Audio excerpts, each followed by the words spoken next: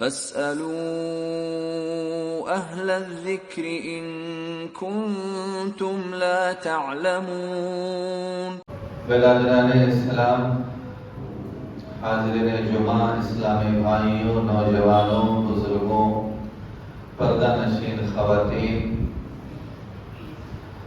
ہر قسم کی حمد و ثنا، بڑائی و بزرگی و پاکیزگی و کبریائی صرف اللہ رب العزت کے ذات کے لیے لائق و سزاوار ہے، کیونکہ اللہ ہی اکیلا تنہا منفرد تمام لوگوں کا خالق ہے، مالک ہے، رازق ہے، حاکم ہے، مشفق ہے، مربی ہے، پالنہار ہے۔ بعدہوچ کی شریدہ برگزیدہ انگن بے شمار لاکھوں کروڑوں درود و سلام نازل ہوں اللہ کے تمام پیغمبروں پر، خصوصاً ہمارے آخری پیغمبر جناب محمد رسول اللہ صلی اللہ علیہ وسلم پر۔ خطبہ جمعہ کا موضوع ہے مکاتب و مدارس کی اہمیت۔ اسلامی بھائیوں، اس کائنات کا سب سے پہلا مدرسہ یا اس کائنات کے سب سے پہلے مدرسے کی بنیاد کہاں رکھی گئی ہے، کیا آپ کو علم ہے؟ تو میرے بھائی، اس کا جواب یہی ہے کہ اس کائنات کا سب سے پہلے مدرسے کی جو بنیاد ہے وہ عرش عظیم پر رکھی گئی، آسمانوں پر رکھی گئی، اور اس کائنات کے سب سے پہلے طالب علم حضرت آدم علیہ السلام تھے، اور استاد، معلم، سکھلانے والی ذات کوئی اور نہیں، خود اللہ رب العزت کی ذات ہے۔ دلیل قرآن کریم پارہ نمبر 1 سورہ نمبر 2 سورہ بقرہ آیت نمبر 31 سے 33 تک پڑھیے آپ۔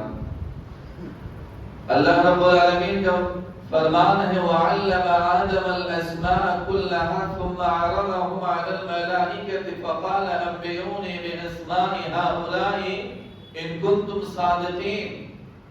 اللہ نے آدم علیہ السلام کو وہ تمام نام جب سکھا دیے، وہ علم دے دیا، تمام چیزوں کے نام اللہ نے جب انہیں بتا دیا القاء اور الحاق کے ذریعے سے، پھر اس کے بعد میں اللہ رب العالمین نے فرشتوں سے کہا فقال انبئونی ثم عرضهم على الملائکہ، پھر فرشتوں کے سامنے انہی کو پیش کیا کہ تم لوگ اگر سچے ہو تو ان کے نام بتاؤ۔ میرے بھائیو، فرشتوں نے کیا جواب دیا؟ قالوا سبحانك لا علم لنا الا ما علمتنا انك انت العليم الحكيم۔ انہوں نے کہا تیری ذات پاک ہے، ہمیں تو صرف اتنا ہی معلوم ہے جتنا اللہ نے ہمیں سکھایا ہے، اس کے علاوہ اور کچھ نہیں معلوم۔ میرے بھائیو، اللہ رب العالمین نے جب آدم علیہ السلام سے ان کے نام پوچھے تو آدم علیہ السلام نے ساری چیزوں کے نام بتا دیے، تو اللہ نے کہا کیا میں نے تم سے کہا نہیں تھا کہ میں زمین و آسمان کے غیب کا علم رکھتا ہوں جو تم نہیں رکھتے ہو، جو تم چھپاتے ہو یا ظاہر کرتے ہو، ساری چیزوں کا علم مجھے ہے۔ یہی علم کے بدولت اللہ رب العزت نے انسانوں کو فرشتوں پر بھی برتری دی۔ تو میرے بھائیوں دیکھیے، سب سے پہلا مدرسہ یعنی سب سے پہلے طالب علم حضرت آدم علیہ السلام ہے، اور معلم اللہ رب العالمین، سکھانے والا۔ ہم اولاد جو میرے بھائیوں یہ مکاتب جو صبح و شام کے مدرسے ہم اولاد پڑھتے ہیں، جسے مکتب کہا جاتا ہے، دراصل میں یہ مکتب ہے دینی تعلیم کی اساس ہے، یعنی بنیاد ہے، جڑ ہے۔ یہ جو مکتب جو درسگاہ ہے، یہ ابتدائی تعلیم و تربیت کا مرکز ہے میرے بھائیو۔ بنیاد رکھی جاتی ہے، ماں کی گود کے بعد میں یہ مکتب ہی بچے کا دوسرا درسگاہ ہوتا ہے۔ بچوں کی تعلیم و تربیت کے لیے یہ مکتب ریڑھ کی ہڈی کی حیثیت رکھتی ہے میرے بھائی۔ یہ مکاتب یہ دین کی بقا، ایمان و اسلام کے تحفظ کے مراکز ہیں۔ آئیے میں آپ کے سامنے پیش کرتا ہوں کہ یہ جو مکتب ہے اس کے قائم کرنے کا مقصد یا اس کی اہمیت، اس کی ضرورت اتنی زیادہ کیوں ہے؟ اس لیے کہ یہ مکتب یہاں سے فرض عین کا علم دیا جاتا ہے۔ فرض عین علم، علماء نے لکھا ہے کہ فرض عین علم کا حاصل کرنا ہر مسلمان کے اوپر واجب ہے، ضروری ہے۔ جب تک کوئی آدمی یہ فرض عین علم حاصل نہیں کرتا، ایک مسلمان سچا مسلمان ہی نہیں بن سکتا۔ صحیح معنی مکاتب میں کس چیز کا علم دیا جاتا ہے؟ قرآن کی تلاوت، صحیح اسلامی عقیدہ، ایمان کے ارکان، اسلام کے ارکان، دعائیں، نماز کی دعائیں، نماز پڑھنے کا طریقہ، یہ جو بنیادی علم ہے میرے بھائی، یہ مکتب ہی میں سکھایا جاتا ہے۔ سب کو معلوم ہے، سب جانتے ہیں، کسی سے بھی پوچھا جائے یہ مکتب کا علم حاصل کرنے کے بعد میں وہ SSLC پڑھ کے ڈاکٹر بن جاتے ہیں، انجینئر بن جاتے ہیں، پروفیسر بن جاتے ہیں، لیکن اگر ان سے یہ پوچھا جائے، یہ سوال کیا جائے کہ یہ نماز میں جو آپ دعائیں پڑھتے ہیں آپ نے انہیں کب یاد کیا ہے؟ سب کا جواب یہی ہوتا ہے کہ ہم نے اس کو بچپن میں ہی مکتب میں یاد کر لیا تھا، اب کہاں ہم کو یاد کرنے کا موقع ملتا ہے۔ وہی یاد کیے تھے وہی پڑھ رہے ہیں، یعنی بچپن میں مکتب میں جو ہم نے علم حاصل کر لیا ہے وہی یاد ہے، وہی پڑھتے چلے آ رہے ہیں اور پڑھتے رہتے۔ تو میرے بھائیو، یہ فرض عین علم ہے کہ قرآن کی تلاوت، صحیح عقیدہ، نماز روزہ، یہ جو عبادتیں ہیں یہ علم حاصل کرنا یہ فرض عین ہے، یعنی واجب ہے، آپ کو علم حاصل کرنا ہی ہے، اور یہ مکتب میں پڑھائی جاتی ہے۔ اسی طریقے سے یہ مکتب ماں کی گود کے بعد میں دوسری درسگاہ ہے بچوں کی تعلیم و تربیت کے لیے۔ اصل میں دراصل ماں جو اپنے بچے کی تعلیم و تربیت کی ذمہ دار ہے، لیکن ماں کو یہ ہونا چاہیے، شوق ہونا چاہیے کہ اپنے بچے کو اسلام کی تعلیمات سے روشناس کرائے، اسے یہ بتلائے کہ تم مسلمان ہو، تمہارے زندگی گزارنے کا طریقہ اور آداب کیا ہونے چاہیے، اس کو یہ سکھانا چاہیے۔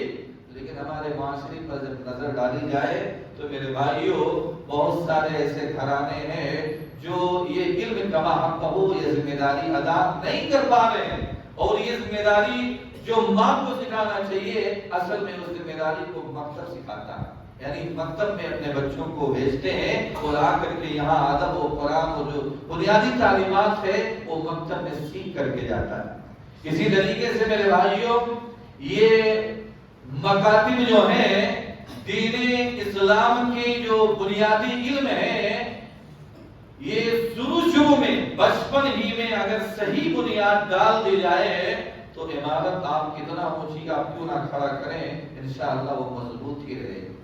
کیوں؟ بچپن میں بچوں کا دماغ بالکل خالی ذہن ہوتا ہے، صاف ذہن، دماغ صاف ہوتا ہے، دماغ خالی ہوتا ہے۔ آپ جو چیز چاہو بچوں کے دماغ پہ نقش کر دو، بیٹھا دو، یاد کرا دو، اور بچپن میں جو چیز یاد کی جاتی ہے وہ جلدی بھولتی نہیں، جلدی آدمی بھولتا نہیں ہے میرے بھائی۔ آپ بھی یاد کیے ہوں گے، بچپن کی چیزیں بھی آپ کو یاد ہوں گی، اسی لیے بچے بالکل ان کا دماغ خالی ہوتا ہے۔ بڑے ہونے کے بعد میں آج کل آدمی کہاں کوئی دعا یاد کر پاتا ہے؟ کیوں؟ بہت ساری ذمہ داریاں، آپ جوان ہو گئے، شادی ہو گئی تو بیوی کا ٹینشن، بچوں کی تعلیم و تربیت کا ٹینشن، روزگار کا ٹینشن، کمانے کا ٹینشن، گھر نہیں ہے تو کرائے کا ٹینشن، اسی طریقے سے گھر کے راشن کا ٹینشن، یہ دنیا بھر کے ٹینشن، ذمہ داری آپ کے اوپر آ جاتے ہیں، پھر آپ کے پاس وہ موقع، وہ علم نہیں حاصل کرنے کا رہ جاتا ہے۔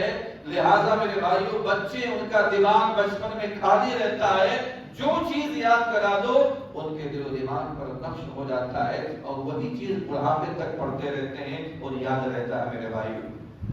اسی لیے تو کتاب و سنت کی تعلیم بچپن سے ہی میرے نبی نے سکھایا۔ آپ کو میں دلیلیں دیتا ہوں، حضرت عمر بن سلمہ رضی اللہ تعالیٰ عنہ بیان فرماتے ہیں کہ میں بچپن میں نبی صلی اللہ علیہ وسلم کی زیر پرورش تھا۔ بخاری کی روایت 5376 نمبر کی حدیث ہے، وہ کہتے ہیں کہ میں جب کھانا کھاتا تو میرے ہاتھ پلیٹ میں چاروں طرف گھومتے رہتے تھے۔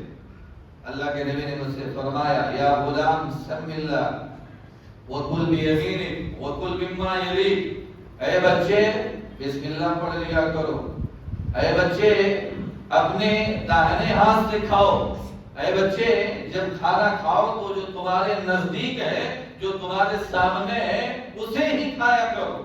یہ کب؟ اللہ کے نبی بچپن میں تعلیم دے رہے ہیں۔ ابھی آپ کا بھی بچہ، ہمارا بھی بچہ ابھی کھانا صحیح نہیں کھا پاتا ہے، کھانا کھاتے ہیں وہ پورا کھانا ایک دم سے سمیٹ کر کے جہاں سے دل میں آتا ہے وہیں سے اٹھا کر کے کھاتے ہیں، گراتے ہیں۔ اللہ کے نبی نے بچپن میں تعلیم دی ہے۔ حضرت عمر بن سلمہ خود بیان فرماتے ہیں کہ اللہ کے نبی نے جو مجھے تعلیم دی اس کے بعد سے میں زندگی بھر اسی پر عمل کرتا رہا اور اسی کے مطابق عمل کرتا رہا۔ آپ بھی اپنے بچپن میں میرے بھائی جو چیز سیکھے ہیں بہت ساری چیزوں پر عمل کرتے ہیں، تو آپ بھی اپنے بچوں کو سکھائیے۔ حضرت لقمان علیہ السلام اپنے بیٹے کو بچپن میں ہی نصیحت کر رہے ہیں۔ کیا نصیحت کر رہے ہیں؟ وَإِذْ قَالَ لُقْمَانُ لِابْنِهِ وَهُوَ يَعِظُهُ يَا بُنَيَّ لَا تُشْرِكْ بِاللَّهِ إِنَّ الشِّرْكَ لَظُلْمٌ عَظِيمٌ۔ پارہ نمبر 21 سورہ نمبر 21 سورہ لقمان آیت نمبر 13۔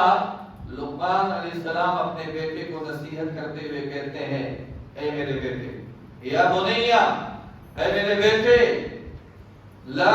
انہوں نے کہا کہ اللہ کے ساتھ شرک مت کرنا، کیونکہ شرک یہ ظلم عظیم ہے، بہت بڑا گناہ ہے۔ دیکھیں بچے کو بچپن میں شرک سے بچا رہے ہیں، شرک سے دور رہنے کی نصیحت کر رہے ہیں۔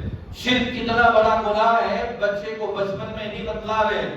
تو میرے بھائیوں، بچے کو بچپن میں ہی نصیحت کیا جائے۔ اللہ کے نبی حضرت علی بن حسین کو، آپ حسین بن علی کو سکھا رہے ہیں کیا؟ جب آپ جا رہے تھے راستے میں سے ایک کھجور کے ڈھیر پر سے ایک کھجور کو اٹھا کر کے وہ کھانے لگے، اللہ کے نبی نے جیسے ہی دیکھا، بخاری کی روایت 1491 نمبر کی حدیث ہے، اور انہوں نے فوراً اللہ کے نبی نے کہا کہ خیر یعنی تھوکو، نکالو اس کو باہر نکالو۔ کیا تمہیں معلوم نہیں ہے کہ ہمارے لیے صدقے کا مال حلال نہیں ہے؟ ہم صدقہ کا مال نہیں کھاتے ہیں۔ دیکھیے اللہ کے نبی بچپن میں ہی تعلیم دے رہے۔ تو میرے بھائیوں، بچپن کی تعلیم بہت ہی مؤثر ہوتی ہے، اور اس کی یادداشت جو بچپن میں کرا دی جائے بچے کو جلدی وہ بھولتے نہیں۔ اور یہ ساری چیزیں کہاں ہوتی ہیں؟ مکتب کے اندر۔ لیکن ہم اور آپ ہیں میرے بھائی اپنے بچے کو مکتب میں بھیجنے کے لیے جلدی تیار نہیں ہوتے۔ صباحی مساحی جو مدرسے کا نظام چلتا ہے، میرے بھائیوں کتنے ایسے لوگ ہیں جو پابندی کے ساتھ وقت پر اپنے بچے کو بھیجتے نہیں۔ جو بنیاد ہے، جڑ ہے، جہاں سے آپ کے بچے کو انشاءاللہ یہ بنیادی تعلیم اچھے سے سکھا کر کے بھیجا جائے گا، جو مرتے وقت تک انشاءاللہ اس کو پڑھتے رہیں گے، لوگ اس کو کوئی اہمیت نہیں دیتے۔ اور دنیا کی تعلیم حاصل کرانے کے لیے دیکھیے پوری تیاری کے ساتھ اٹھتے ہیں اور پورا ٹفن تیار کرتے ہیں، پورا نظم و نسق کے ساتھ میں گاڑی کا انتظام کرتے ہیں، خود لے جا کر کے چھوڑنا، وہاں سے بلا کر کے لانا، اس کے لیے گاڑی کا انتظام کرنا، یہ بڑے شوق سے کرتے ہیں۔ اور دین کا علم جو بنیادی علم ہے اس کو سکھانے کے لیے لوگوں کے پاس وقت نہیں ہوتا ہے۔ میرے بھائیو، ضرورت اس بات کے دنیا کا علم سکھانے والے آپ اپنے بچوں کو دین کا علم سکھائیے، یہ بنیادی علم تو سکھائیے۔ اگر آپ اپنے بچے کو عالم نہیں بنا سکتے ہیں، بہت بڑا عالم نہیں بنا سکتے ہیں، تو کم سے کم بنیادی علم تو سکھائیے۔ جو لوگ دنیا کا علم کو ترجیح دیتے ہیں، ایک واقعہ سنیے میرے بھائی۔ ایک ملحد آدمی جو اللہ کو بھی نہیں مانتا تھا اور کسی مذہب کو بھی نہیں مانتا تھا،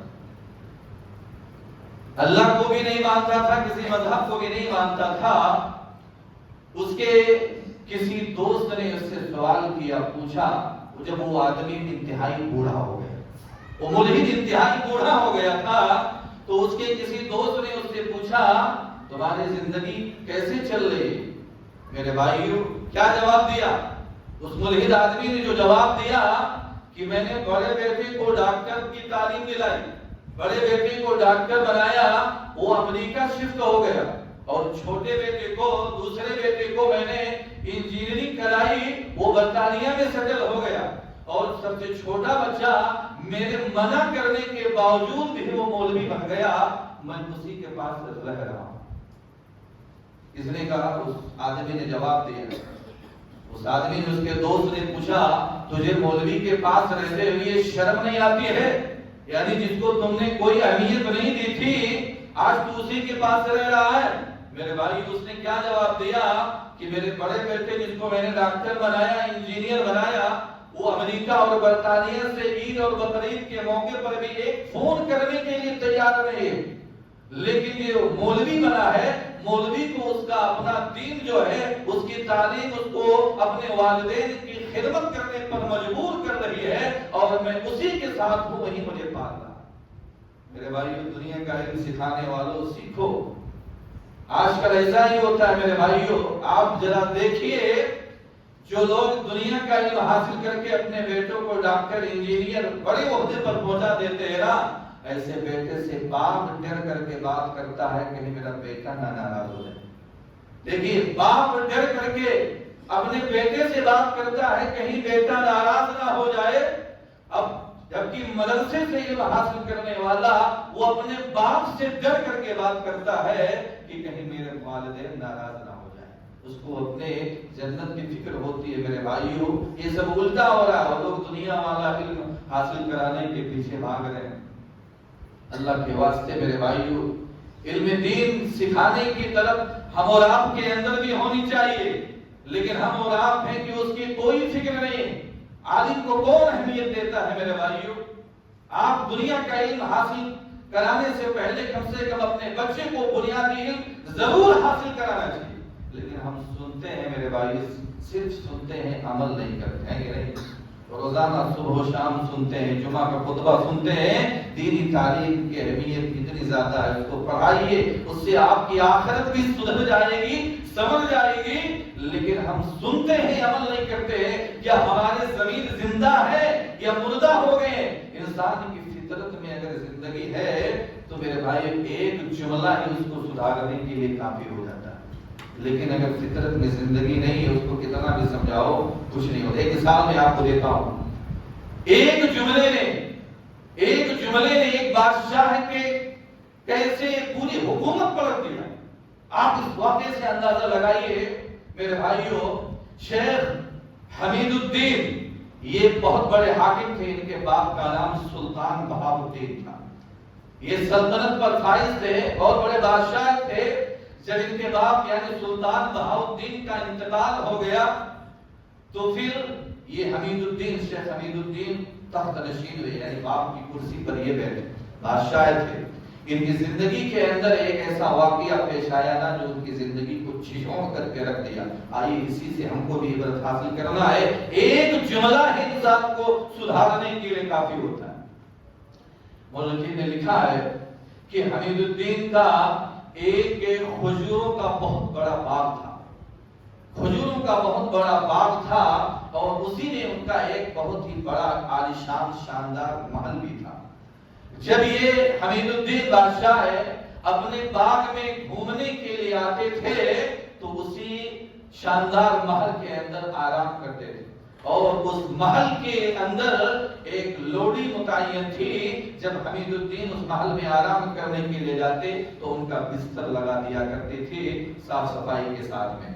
ایک دن کی بات ہے، وہ لوڈی جو اس کام کے لیے متعین تھی شیخ حمید الدین کے بستر کو لگا رہی تھی، بستر بچھا رہی تھی کہ کچھ سوچتے ہی اسی بستر پر وہ آرام کرنے کے لیے تھوڑا سا لیٹ گئی، بے ساختہ اس لوڈی کو نیند آ گئی۔ وہ بستر بچھا رہی تھی کہ تھوڑی دیر کے لیے سوئی، اس کو نیند آ گئی۔ جب شیخ حمید الدین واپس اسی محل کے اندر آرام کرنے کے لیے جاتے ہیں، پہنچتے ہیں تو دیکھتے ہیں کہ ایک گستاخ لوڈی میرے بستر پر سو رہی ہے۔ بادشاہ ہے، انہوں نے سوچا کہ میرے بستر پر ایک گستاخ لوڈی سو رہی ہے۔ انہوں نے اپنا چابک اٹھایا جس سے وہ اپنے گھوڑے کو مارا کرتے تھے، میرے بھائی اسی چابک سے اٹھا کر کے اس نے اس لڑکی کو، اس لوڈی کو مارا، اور اس لڑکی کو ایک نہیں 10 چابک مارا۔ جب پہلا چابک اس لڑکی کو پڑا تو لڑکی کی لوڈی کی نیند کھل گئی۔ اس کے بعد میں بھی شیخ حمید الدین نے اسے لگاتار 10 چابک برسائے اس کے اوپر، اس کو پیٹا، لیکن اس کے بعد میں جتنے چابک اس لوڈی کو پڑتے تھے وہ کھلکھلا کر ہنس رہے تھے، وہ ہنستی جا رہے تھے۔ شیخ حمید الدین کو بڑا حیرت ہوا، تعجب ہوا۔ انہوں نے اپنے چابک کو روک لیا اور پوچھا، میں تجھے مار رہا ہوں، میں تجھے پیٹ رہا ہوں اور تو ہے کہ ہنس رہی ہے، کیا تجھے تکلیف نہیں ہو رہی ہے؟ کیا تجھے چوٹ نہیں آ رہی ہے؟ تو ہنس رہی ہے۔ میرے بھائیو، اس لوڈی نے جو جواب دیا، وہ جواب سنیے، وہ جواب سن کر کے حمیز الدین کا کیا ہو؟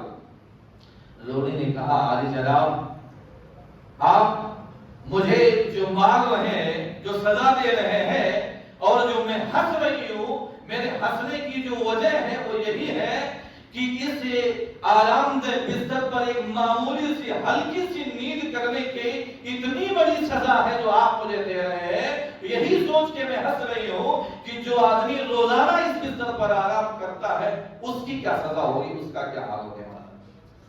میرے بھائیو، لوڈی کا یہ جواب سن کر کے حمید الدین کے لوگ کے کھڑے ہو گئے، چابک ان کے ہاتھ سے زمین پر گر گیا، ان کے اوپر ایسا اثر ہوا کہ میرے بھائیو انہوں نے بادشاہ سلطنت کو ٹھوکر مار دی اور علماء کی صحبت میں رہنے لگے۔ اس کے بعد میں انہوں نے پوری زندگی نیک کام میں، تبلیغ و ارشاد میں گزار دی۔ دیکھیے ایک جملہ، صرف یہی جملہ کہ میرے بستر پر اس آرام دہ معمولی سی نیند کرنے کی وجہ سے اتنی بڑی سزا ہے، جو روزانہ اس بستر پر آرام کرتا ہے اس کی کیا سزا ہوگی۔ اسی ایک جملے نے پورے بادشاہ کی سلطنت کو پلٹ دیا، انہوں نے چھوڑ دیا اور علماء کے ساتھ رہ کر کے زندگی گزارنے لگے۔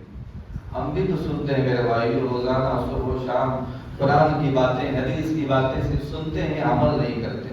عمل کی ضرورت ہے میرے بھائی، اپنے بچوں کو دین کا علم پڑھائیے، دین کا علم حاصل کرائیے۔ اچھا، یہ مکتب ہی اصل بنیاد ہے کیا؟ اسلامک اسکول اس کو اہم اس مسئلے کا حل کر سکتے ہیں؟ میرے بھائیو، صحیح طریقے سے نہیں کر سکتے ہیں۔ کیوں؟ اس لیے کہ آج کل ہر آدمی کے پاس اتنا پیسہ نہیں ہے جو اسکول کی فیس ادا کر کے اپنے بچے کو وہ تعلیم حاصل کرا سکے۔ میرے بھائیو، سچر کمیٹی کی رپورٹ کے مطابق 100 میں سے صرف 4 بچے، 100 میں سے صرف 4% ہی مدرسے کی طرف دینی علم حاصل کرنے کا رخ کرتے ہیں، ورنہ 96% بچے کا انتظام یہی مکاتب کو کرنا ہے، ان کی دینی تعلیم و تربیت کا انتظام۔ اس لیے ہمارے کوئی بھی محلہ، ہمارا کوئی بھی ایسی بستی خالی نہیں ہونا چاہیے جو مکاتب کی تعلیم سے محروم رہے۔ میرے بھائی، آپ بھی اپنے بچوں کو دین کی تعلیم، کی بنیادی تعلیم جو صبح و شام کے مکتب، مساجد و مدارس میں رہتے ہیں، ان میں بھیجیے میرے بھائیو، تو آپ کے بچے بھی انشاءاللہ دین کی جو اصل باتیں ہیں، اہم باتیں ہیں، جو دعائیں ہیں، جو بنیادی جو ڈالی جاتی ہے، وہ سیکھ لیں گے، وہی بڑھاپے تک کام آئے گا۔ ورنہ آپ کے بچے SSLC پڑھ کے بڑے ہو گئے تو پھر وہ دنیا میں لگ جاتے ہیں، آپ کو ان کو سکھانے کے زیادہ موقع نہیں مل پائے گا۔ لیکن ہم اور آپ ہیں دینی علم کا کوئی شوق، آئیے آپ کے سامنے دینی علم حاصل کرنے کا شوق رکھنے والے کچھ شخصیات کا ذکر کرتا ہوں۔ ایک تابعی ہیں نعیم بن عبداللہ رحمہ اللہ علیہ، انہوں نے صرف دینی تعلیم حاصل حضرت ابو ہریرہ رضی اللہ تعالیٰ عنہ سے 20 سال تک صرف دینی تعلیم حاصل کی۔ میرے بھائی کتنا، 20 سال صرف ابو ہریرہ سے انہوں نے دینی تعلیم حاصل کی۔ اور امام شافعی رحمہ اللہ علیہ اپنے مکتب کی تعلیم کا ذکر کرتے ہوئے کہتے ہیں کہ میں اپنے ماں کے گود میں یتیم تھا۔ امام شافعی رحمہ اللہ علیہ کہتے ہیں کہ میری ماں نے مجھے مکتب کے حوالے کر دیا، میں نے وہاں سے قرآن کو سیکھا، اور سیکھنے کے بعد میں مساجد میں یعنی علماء کی مجالس میں بیٹھنے لگا۔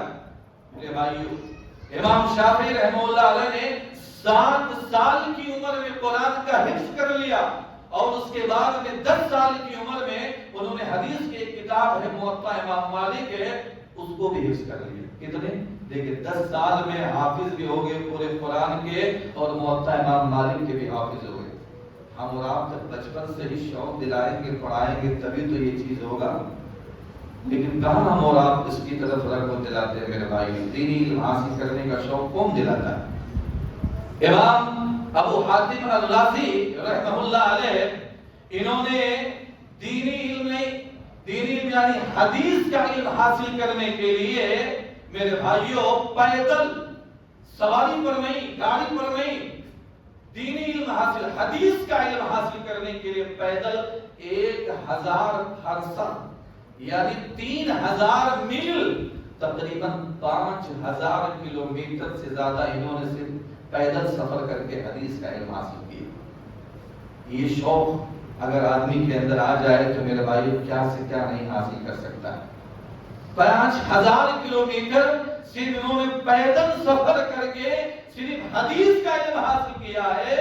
میرے بھائی آج کیا ہمارے بیچ میں ایسے لوگ ہیں کچھ لوگ ہیں ابھی بھی میرے بھائی، مجھے خوشی ہوتی ہے آپ لوگوں میں ہی کوئی بندہ ایسا بیٹھا ہے میرے بھائیوں، وہ حدیث کا علم جو مساجد میں آپ کے مسجد فرقان میں شام کے وقت 2 سے 3 منٹ کا درس حدیث ہوتا ہے، صبح میں جو 10 منٹ کے ایک قرآن ہوتا ہے نا، وہ بندے کا گھر بہت دور ہے لیکن میرے بھائیوں وہاں سے صرف 2 ہی وقت کی نماز میں حاضر ہوتا ہے اس نیت کے ساتھ کہ مجھے درس حدیث اور درس قرآن کا علم حاصل کرنا۔ ایسے بھی لوگ ہیں، اللہ ان کی نیتوں کو قبول فرمائے۔ میرے بھائیوں آپ کے اندر بھی علم ہونا چاہیے، حاصل کرنے کا شوق ہونا چاہیے، لیکن کہاں ہمارے کچھ بھائی تو ایسے ہیں، دیکھیے 5000 کلومیٹر پیدل چل کے حدیث کا علم حاصل کرنے کے لیے صحابہ یا تابعین لوگ جاتے تھے۔ آج ہمارا مسلمان بھائی فری میں نماز پڑھنے کے لیے آتا ہے، ایک حدیث کا علم اس کو روز مغرب میں ملتا ہے، وہ آ کر کے اس کے پاس اتنا وقت نہیں ہے کہ وہ 2 منٹ بیٹھ کے وہ حدیث سن لے، وہ اٹھ کر کے چلا جاتا ہے۔ یہ شوق ہے ہمارے اندر، لوگ پیدل چلے جاتے ہیں، ہم آ کر کے بھی وہ حدیث سننے سے پہلے اٹھ کر کے چلے جاتے ہیں۔ ہمارا شوق اور صحابہ یا تابعین کا شوق ذرا میل ملاپ کرائیے، کتنا فرق ہے میرے بھائی۔ امام ابو حاتم الرازی کے بیٹے عبد الرحمن وہ کہتے ہیں اپنے وقت کی قدر اس طرح سے کرتے تھے کہ جب وہ اپنے گھر میں ہوتے تھے، ان کے والد محترم محدث ابو حاتم الرازی جب گھر میں وہ کھاتے تھے یا چلتے تھے یا گھر کے اندر کسی سامان کو لینے کے لیے داخل ہوتے تھے، ان کے بیٹے عبد الرحمن کہتے ہیں میں اپنے ابو کو کتاب پڑھ کر کے سبق سناتا تھا، وقت برباد نہ ہو۔ دیکھیں کھانے کے وقت، چلنے کے وقت، گھر میں سامان لینے کے لیے والد آ گئے، وہ سبق کتاب پڑھ کر کے سناتے تھے۔ اس طرح انہوں نے اپنے وقت کی حفاظت کی۔ شوق تھا میرے بھائیوں دینی علم حاصل کرنے کا، ہم اور آپ ہیں کہ کوئی شوق نہیں۔ عبداللہ ابن مسعود رضی اللہ تعالیٰ عنہ کوفہ کے منبر پر کھڑے ہو کر کے انہوں نے کہا قرآن مجید کی کوئی بھی آیت یا کوئی بھی سورت ایسی نہیں ہے جس کے بارے میں مجھے علم نہ ہو کہ یہ کب نازل ہوا اور کس موقع پر نازل ہوا۔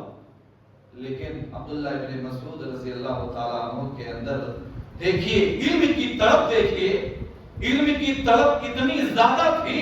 وہ بیان کرتے ہیں کہ اگر مجھے معلوم ہو جائے کہ کسی جگہ پر کوئی عالم ہے اور اس کے پاس قرآن مجید کی کسی آیت کا کوئی علم ہے جو میرے پاس نہیں ہے، تو میں اگر اونٹ وہاں تک پہنچا سکتے ہو تو میں چل کر کے وہاں تک جا کر کے وہ قرآن کی ایک آیت کا علم سیکھ کر کے آ جاؤں۔ روزانہ قرآن میں صبح میں 1 آیت 2 آیت کی تفسیر ہوتی ہے، لوگوں کو شوق نہیں ہے، اٹھ کر کے بھاگتے ہیں۔ میرے بھائی اللہ تعالیٰ ہم اور آپ کو بھی قرآن و حدیث کے سیکھنے کا شوق، اس کا جذبہ، اس کی تڑپ ہمارے دلوں کے اندر بھی ڈال دے۔ میرے بھائی یہ ضرورت حضرت سلیم رضی اللہ تعالیٰ عنہ کو اللہ کے رسول صلی اللہ علیہ وسلم نے ایک قیمتی باغ جو ہے ہبہ کر دیا۔ حضرت سلیم رضی اللہ تعالیٰ عنہ اس باغ کی دیکھ بھال میں مصروف ہو گئے، اسی میں پانی ڈال رہے ہیں، اس کی مرمت کر رہے ہیں، دیکھ بھال کر رہے ہیں۔ شام کے وقت جب شہر میں آتے تو لوگ ان سے کہتے، لوگ ان سے بتاتے آج اللہ کے نبی نے اتنے مسئلے سمجھائے ہیں، یہ حدیثیں پیش کی ہیں، یہ باتیں بتائی۔ اتنا سننا تھا کہ حضرت سلیم رضی اللہ تعالیٰ عنہ اللہ کے رسول صلی اللہ علیہ وسلم کی خدمت میں حاضر ہوتے اور کہتے ہیں کہ اللہ کے رسول آپ وہ قیمتی باغ جو آپ نے مجھے دیا ہے آپ اس کو واپس لے لیجئے۔ اللہ کے نبی نے پوچھا کیوں، کیا وجہ؟ انہوں نے کہا اللہ کے رسول اس لیے کہ مجھے اس چیز کی ضرورت نہیں ہے جو مجھے آپ سے یا دین کے علم سے دور کر دے، مجھے اس چیز کی ضرورت نہیں۔ دیکھیے مال ملا تھا، پورا ایک باغ ملا تھا، دینی علم سے دور ہونے کی وجہ سے اس کو واپس کرنے کے لیے چلے گئے۔ آج لوگوں کو دینی علم فری میں مل رہا ہے لیکن لوگ دنیا حاصل کرنے کے لیے بھاگ رہے ہیں اور دینی علم کے پاس وقت نہیں. یہ فرق ہے میرے بھائی. تو گزارش یہی ہے آپ اپنے بچوں کو مکتب کے اندر بھیجیے. انشاءاللہ یہی مکتب ہی سے آپ کے بچے کے اندر نکھار آئے گا.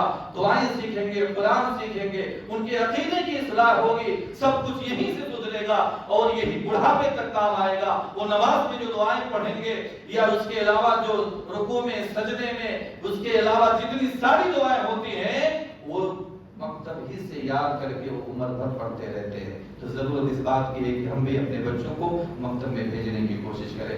اللہ رب العزت سے دعا ہے اللہ تعالی ہم تمام لوگوں کو قرآن و حدیث کے مطابق زندگی گزارنے کی توفیق عنایت فرما. اللہ ہم سب لوگ گنہگار ہیں, ہم سب لوگوں کے گناہوں کو معاف فرما. اللہ ہم سب لوگوں کو جنت الفردوس کے اندر جگہ دے. اللہ ہم تمام لوگوں کو جہنم کے عذاب سے بچائے. اللہ ہم میں سے جو بیمار ہیں تو انہیں شفائے کامل کلی عنایت فرما. اللہ ہم میں سے جو تنگ دست ہیں تو ان کے تنگ دستی کو دور فرما. اللہ ہم میں سے جو قرض دار ہیں تو ان کے قرض کی ادائیگی کو آسانی پیدا فرما. اللہ ہم تمام لوگوں کو کتاب و سنت کے مطابق زندگی گزارنے کی توفیق عنایت فرما. اللہ ہمارے مسلمان بھائی دنیا میں کہیں بھی جس خطے میں جس حصے میں پریشان حال ہیں تو اللہ ان کے پریشانیوں کو دور فرما. اللہ مسلمانوں کی عزت و آبرو کی حفاظت فرما. آمین. بارک اللہ لنا ولکم فی القرآن العظیم ونفعنا وإياكم بالآیات والذکر الحکیم. انه تعالی جواد کریم ملک بر رؤوف رحیم.